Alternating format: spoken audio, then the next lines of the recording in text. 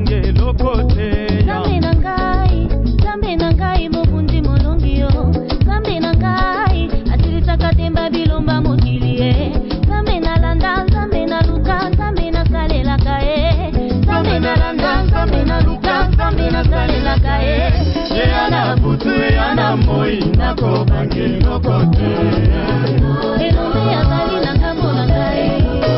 Nasaya zambe na banga nini ngayo Zambe na banga ninyo ngayo. Nasaya zambe na banga nini ngayo Zambe na banga ninyo ngayo. Toute arme forgée contre moi sera sans effet. 2000 tombent à ma gauche, 6000 à ma droite. Nakobanga banga te, oya Yesu azali, azali awa, azali awa, azali awa, azali. Que le Seigneur soit glorifié. Je reviens encore vers vous afin de vous servir. Comme Jésus-Christ l'a dit un jour, je ne suis pas venu pour être servi, mais je suis venu pour servir. Alors, nous sommes vos serviteurs. Nous vous disons merci d'être là nombreux afin de nous suivre. Abonnez-vous massivement et partagez aussi les liens. Il y aura de bons enseignements. Il y aura de bonnes prédications. Et il y a de belles choses que le Seigneur est en train de préparer pour nous. Abonnez-vous. Et partagez. C'est une façon d'évangéliser, de contribuer à l'œuvre de Dieu. Gloire et honneur soient rendus à notre Seigneur Jésus qui a permis à ce que nous puissions encore parler une fois aujourd'hui. Nous allons prier et recommander ce moment, bien-aimé, entre les mains saintes ou sous la grâce de notre Seigneur Jésus, afin que le Seigneur nous aide à mieux décortiquer le message et à toucher une âme et à gagner un cœur. Nous sommes en prière. Seigneur, nous te bénissons encore une fois. Nous te disons merci, Seigneur, pour ce moment et de nous avoir donné cette opportunité de prêcher ton peuple, Papa, l'évangile partout dans le monde entier. Sois loué, sois béni, sois glorifié. Je te dis merci, Seigneur, par signe de connaissance et de reconnaissance. Et j'abandonne ce temps entre tes mains saintes. Jésus, laisse que tu nous inspires davantage. Laisse que tu nous précèdes dans toutes choses éternelles. Avant que je parle, laisse que tu parles. Tu as vu, Seigneur Papa, il y a quelqu'un qui est souffrant. Il y a quelqu'un qui est malade. Laisse qu'en écoutant, Seigneur, l'évangile, en écoutant cette pensée, qu'il soit guéri, qu'il nous rencontre son miracle. Éternel, il y a quelqu'un qui est troublé dans son esprit. Il a besoin d'une repentance. Touche un cœur et laisse que tu l'amènes à la repentance afin d'hériter le royaume.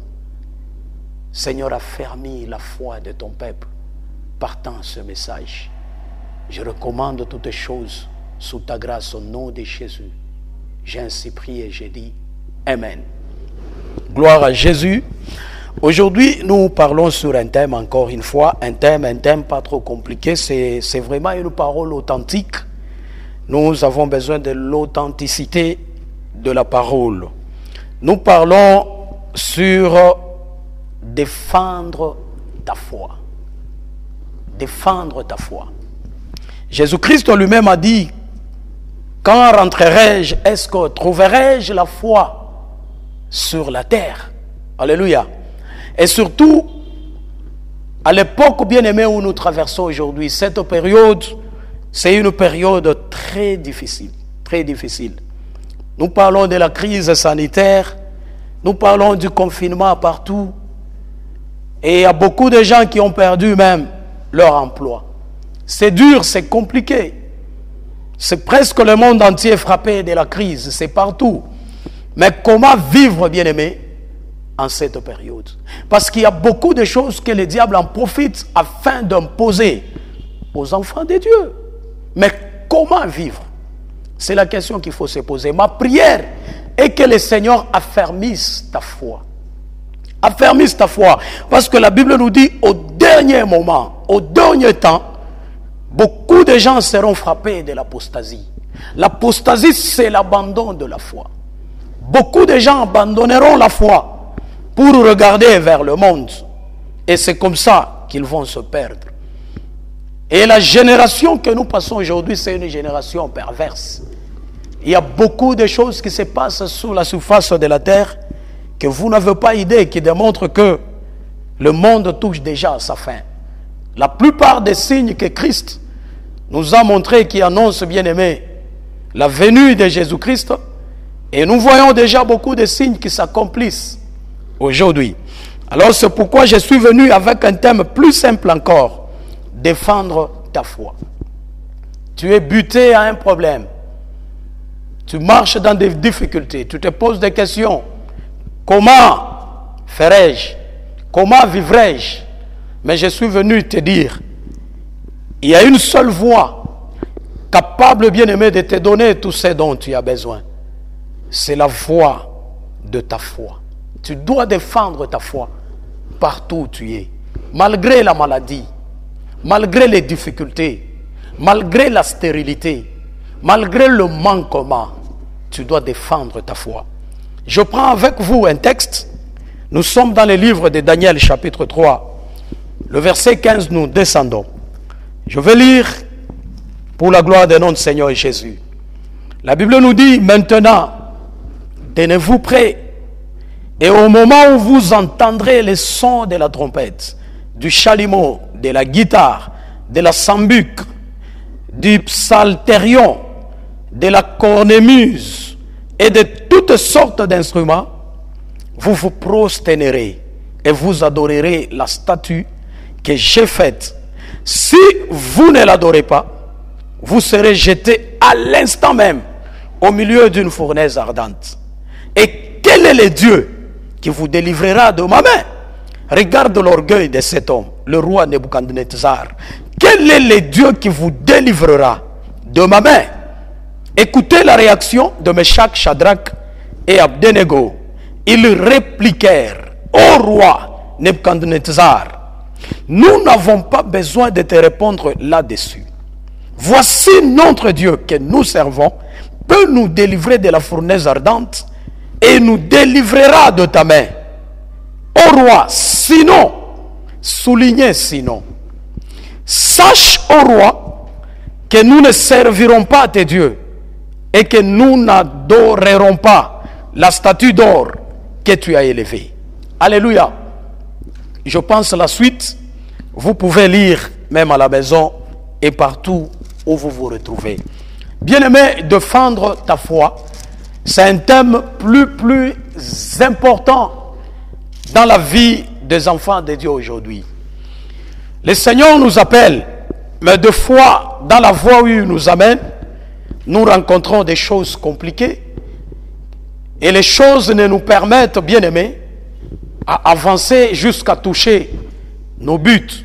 C'est pourquoi j'ai lu quelque part, David a dit: ma destinée est entre tes mains, délivre-moi de mes ennemis et de mes persécuteurs. Dans chaque destinée s'élèvent toujours des ennemis et des persécuteurs. David a compris. Il dit: ma destinée est entre tes mains, mais délivre-moi. Délivre-moi, Seigneur. J'ai aimé le verset qui dit: ils vous feront la guerre, mais ils ne vous vaincront jamais. La guerre est là, la guerre existe, parce qu'on ne peut pas parler de la victoire sans qu'il y ait la guerre. S'il faut que tu sois victorieux, tu dois connaître la guerre. La guerre est là, mais la vérité est que tu vas vaincre toujours. Tu vas vaincre toujours. Souvenez-vous quand Jésus voulait traverser la mer, il dit à ses disciples: passons de l'autre bord. C'est-à-dire quitter à un endroit pour aller à un autre. Mais je vois Jésus dans la barque, entouré de ses disciples. Une tempête s'éleva au milieu de la mer. Chacun de nous a une destinée. Mais la partie la plus difficile de la vie, c'est toucher à ta destinée. Quitter la maladie et arriver vers la guérison. Quitter la pauvreté et aller, bien-aimé, vers la richesse. Il y a toujours une tempête, il y a un tourbillon qui s'élève. Il y a un tourbillon qui s'élève. Mais l'essentiel, c'est défendre sa foi. Défendre sa foi. Beaucoup de gens baissent les bras. Beaucoup de gens abandonnent. C'est pourquoi Dieu ne fait rien. Bien-aimé, ne baisse pas le bras. Avance encore. Ne lâche pas la foi. Si tu es de Dieu, tu es de Dieu. La Bible nous dit que votre oui soit oui et que votre non soit non. Le problème avec les chrétiens aujourd'hui, nous vivons et nous pensons comme nous croyons dans le Seigneur Jésus-Christ, c'est comme si le malheur ne viendra pas. C'est comme si la souffrance n'aura pas lieu. Non, non. Si on ne parle pas du désert, on ne voit pas le miracle. Pour que le miracle s'accomplisse, pour que le miracle bien-aimé s'opère, nous avons besoin de voir les déserts devant nous. Alléluia. Nous voyons ici Meshach, Shadrach, Abednego, les serviteurs de Dieu, devant une statue que le roi a érigée. Alléluia. Il y a un décret-loi donné par le roi lui-même. Il dit au son de la trompette, vous allez adorer la statue. Et celui qui n'adore pas la statue sera jeté dans la fournaise ardente, dans le feu. Alléluia. Et la trompette a sonné. Il fallait que toute la ville arrive à fléchir et à adorer la statue. Mais je vois trois personnages capables de défendre leur foi. Meshach, Shadrach et Abednego. Ces gens bien-aimés dirent, non, on ne peut pas adorer la statue. Il n'y a point d'autre Dieu devant sa face. Il est le seul créateur. Et la Bible nous dit, tu n'auras pas d'autre Dieu devant ma face. Tu ne te prosterneras jamais devant un autre Dieu. Il y a un seul Dieu qui existe, c'est le créateur des cieux et la terre. Et la Bible nous dit, les cieux sont trône et la terre son marchepied. C'est lui qui décide tout et c'est lui qui est placé au plus haut niveau. Lui seul mérite la gloire, l'honneur, la puissance et l'adoration. Mais chaque avait la notion, Shadrach aussi et Abednego. Ils se dirent bien aimés l'un l'autre, on ne peut pas adorer une statue. Notre Dieu est jaloux, il est jaloux de nous. Il y a des fois nous passons des cultes bien aimés de personnalités. Il y a des fois où nous adorons nos leaders bien aimés politiques, nos leaders chrétiens, sans les savoir. Il y a des fois où tu arrives à adorer même tes bijoux. Il y a des fois où tu arrives à adorer même tes habits. L'adoration appartient à l'Éternel seul. L'adoration, c'est ça même la nourriture de Dieu. Dieu n'acceptera jamais que tu adores une autre personne en dehors de lui. Il est Dieu et il reste Dieu. Ces gens disent, non, non, on ne peut pas t'adorer. Et la Bible nous dit, le roi furieux, il était très fâché là où il était. Il a dit, maintenant même, je verrai de mes propres yeux ce que vous allez faire. Au son de la trompette, vous allez vous prosterner et vous allez adorer la statue. Regardez la réaction bien-aimée de ces gens. C'est ce que j'aime. Capables de défendre leur foi. Ces gens dirent bien-aimés au roi, ô roi, nous savons que notre Dieu nous délivrera de ta main. Parce que le roi avait dit, qui vous délivrera de ma main? Il a dit au roi, nous savons que mon Dieu, nous savons que notre Dieu nous délivrera de ta main. Regarde la détermination, regarde l'assurance. Alléluia. Je ne joue pas de double face. Si je suis de Dieu, je suis de Dieu. Partout où le monde m'amènera, même quand je me retrouverai aux États-Unis, en France, en Israël, en Afrique, où que je me retrouverai, je proclamerai le nom de l'Éternel.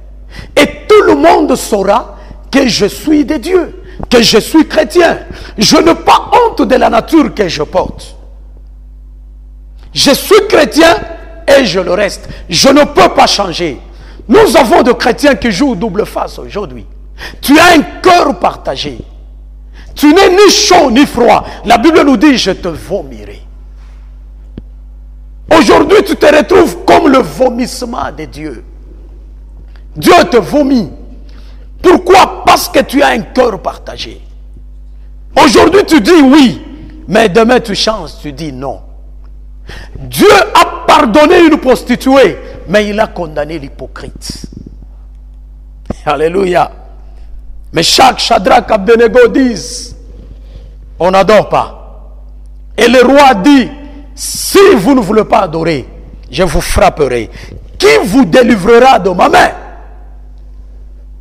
Ces gens ont dit, notre Dieu est capable de nous délivrer de ta main. Est capable de nous délivrer de ta main. Sinon,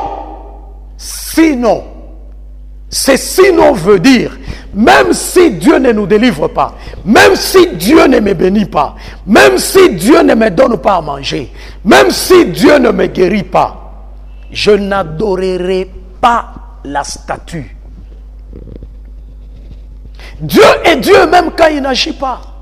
Il ne change pas. Il est le même hier, aujourd'hui et éternellement. Ce n'est pas parce que Dieu ne me donne pas aujourd'hui que je l'abandonnerai. Ce n'est pas parce que j'étais malade, je ne vois pas la guérison, que j'abandonnerai Dieu. Non. Dans ma maladie, dans ma souffrance, j'adorerai le Très-Haut. Parce qu'il est Dieu, même s'il ne bénit pas. Il est Dieu, même s'il ne donne pas. J'ai aimé la réaction de ce gens. Notre Dieu est capable de nous délivrer de ta main. Sinon, c'est-à-dire même s'il n'agit pas, on ne va pas adorer ta statue. Bien aimé, la Bible nous dit le roi était furieux. Le roi était fâché. Il a ordonné de réchauffer encore la fournaise 7 fois plus. Alléluia. Et la Bible nous dit, mais chaque Shadrach, Abednego ont été liés. On les amenait vers la fournaise. Il fallait les jeter dans la fournaise. Ce que j'ai aimé, ces gens étaient capables de défendre leur foi, de défendre le nom de Jésus, le nom de Dieu. Même la prière que Christ nous donne à Matthieu 6. Notre Père qui est aux cieux, que ton nom soit sanctifié. Donc premièrement, nous présentons le nom de Dieu. Nous sanctifions le nom de Dieu. Nous défendons le nom de Dieu. Et après, le Seigneur se souvient de nous. On les amenait devant la fournaise. Et la Bible nous dit, les gens qui les ont jetés dans la fournaise, eux-mêmes, ils étaient frappés, bien aimés par le feu. Alléluia. Qui est cet homme-là qui veut te pousser dans le feu? Qui est cet homme-là qui veut t'enterrer? Qui est cette femme-là qui cherche ta perte, ta disparition ou ta mort? C'est lui qui creuse, bien aimé, pour toi une tombe. Il y tombera lui-même. C'est ce que la Bible nous dit. Parce que tu défendras ta foi, parce que tu brandiras le nom de Jésus-Christ, le Seigneur ne t'abandonnera pas. Aucun sorcier ou un magicien de ce monde ne te frappera. Tout celui qui défend, bien aimé, sa foi, qui défend le nom de Jésus-Christ à n'importe quelle circonstance, Dieu est tout prêt afin de le protéger et de l'assister. Le problème, tu trébuches, tu tombes parce que tu n'es pas à mesure de défendre la foi. Devant la crise, devant la famine, la disette, devant la maladie, tu lâches. Tu n'es pas à mesure. Ces gens ont défendu leur foi et le Seigneur a intervenu. Alléluia. Dieu, il est le feu dévorant. Il est le maître de feu. Pendant que ces gens étaient jetés dans le feu, l'intensité bien-aimée de feu a quitté la fournaise pour aller frapper l'ennemi qui jetait Meshach, Shadrach, Abednego dans la fournaise. Au lieu que Meshach, Shadrach, Abednego soient consumés, mais le feu, sa intensité quitte la fournaise pour aller toucher, bien-aimé, l'ennemi qui jetait Meshach, Shadrach, Abednego dans la fournaise. Alléluia. Ton ennemi perd son temps pour rien. Il y a quelque chose que ton Dieu est sur le point de faire si seulement tu défends ta foi. Et la Bible nous dit, quand le roi est venu pour regarder, il a remarqué qu'il avait jeté 3 personnes dans le feu. Mais d'où vient la quatrième personne? C'est-à-dire, dans la voie où tu marches, tu n'as jamais été seul. Il y a toujours quelqu'un à tes côtés. Même quand tu regardes à gauche, à droite, il n'y a personne à côté de toi. Laisse-moi te dire, tu n'es pas seul. Jésus-Christ est avec toi. D'où était venue la quatrième personne? Et quand tu défendras ta foi, Dieu ne te laissera pas seul. Il sera toujours avec toi pour te protéger et pour t'assister. N'aie pas peur de la mort. Dieu connaît même la manière où tu mourras. Jésus-Christ ne pouvait jamais quitter le ciel sans pour autant connaître la manière, bien-aimé, où il mourra. Dieu connaît la façon dont tu mourras. Au-delà de la mort, il y a une vie. Il y a une vie céleste qui t'attend. N'aie pas peur de la maladie. Nous avons un docteur par excellence. C'est Jésus de Nazareth. Ce n'est pas parce que je suis frappé de la maladie que je vais abandonner le Seigneur. Non. Apprends à défendre ta foi partout où tu vas. Le monde nous terrorise. Le monde, bien-aimé, nous amène à un endroit où c'est difficile, c'est compliqué. Mais laisse-moi te dire, si tu défends ta foi, le Seigneur te délivrera. Mais chaque Shadrach, Abednego, ces gens disent, notre Dieu est capable de nous délivrer de ta main. Sinon, c'est-à-dire même s'il ne nous délivre pas, ce n'est pas pour autant que nous allons adorer ta statue. Dieu est Dieu, même quand il n'agit pas. Dieu est Dieu, même si tu n'es pas marié. Dieu est Dieu, même si tu restes malade. Dieu est Dieu, même quand tu manques l'emploi. Il est Dieu, même si tu n'as pas l'argent. Et il ne change point. Apprends à défendre la foi et tu verras la main de Dieu. Que Dieu vous bénisse. Soyez forts là où vous êtes. Et le Seigneur vous fera du bien. C'est le peu de choses que le Seigneur a prévu pour nous aujourd'hui. Que la grâce de l'Éternel vous couvre. Je vais prier pour quelqu'un qui a suivi ce message. Là où tu es, aie la foi. Commence à défendre ta foi partout. Ne lâche pas, ne recule pas pour un petit problème. Seigneur Dieu de bonté, je te loue, je te bénis pour ce moment. Seigneur, souviens-toi de ton peuple qui travaille jour et nuit, Seigneur, pour le pain quotidien. C'est toi qui en donnes, Éternel. C'est toi qui possèdes tout ce dont l'homme a besoin. Jésus, apprends-nous, Seigneur, à défendre nos foi, malgré tout ce que le monde nous présente. Je sais que ce n'est pas facile, mais avec toi, c'est possible, Jésus. Je bénis une femme qui pleure dans sa maison. Je bénis un homme, Seigneur, qui est troublé dans son esprit. Descends et agis, Seigneur. S'apprend de défendre sa foi pour t'amener, Jésus-Christ, à protéger, à bénir et à agir. Seigneur, souviens-toi. Souviens-toi. Je t'en supplie, Père. Souviens-toi de ton peuple. J'abandonne ton peuple à ton trône. Laisse que tu descends et que tu agisses. Au nom de Jésus-Christ, j'ai ainsi prié. J'ai dit Amen. Que Dieu vous bénisse, que le Seigneur vous soit favorable. Nous sommes à la fin de notre émission La vie de Jésus-Christ. On aura beaucoup de choses à partager. C'est tellement authentique. Et nous voulons que vous puissiez partager les liens. Abonnez-vous massivement parce que vous serez bénis. Grand merci, que le Seigneur vous soit favorable. Merci beaucoup. Laisse-moi exprimer les désirs de mon cœur. Je te dis sincèrement merci pour ta présence au milieu de nous. Reçois l'adoration, reçois la louange, Emmanuel.